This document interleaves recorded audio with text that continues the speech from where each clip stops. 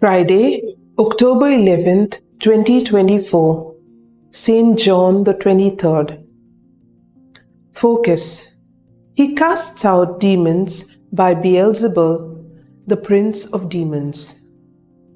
The Bible mentions two distinct reactions to the works of Jesus: acceptance and belief, or doubt and denunciation. Rather than respond angrily to his critics' willful blasphemy, Jesus uses the opportunity to enlighten them. We too face troubling circumstances, people, or situations where we need to avoid any immediate reaction or judgment, but keep an open mind until things are clearer.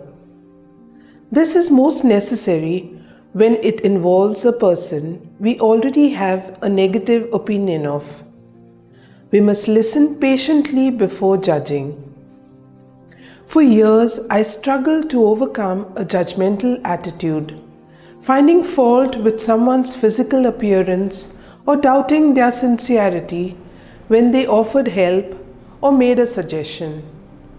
Often, it would be the same person. It is important to turn to the Lord as soon as we realize this. We should look for what is positive and pray for the grace to see the dignity of that person created in God's image and likeness. Turning to Scripture often brings change. The Word of God is living and active, sharper than any two-edged sword, discerning the thoughts and intentions of the heart. As Christ's disciples, we must not hesitate to speak of our faith and share the gospel. We will meet scorn, anger, and even aggression, but this may be an opportunity to bring light from darkness.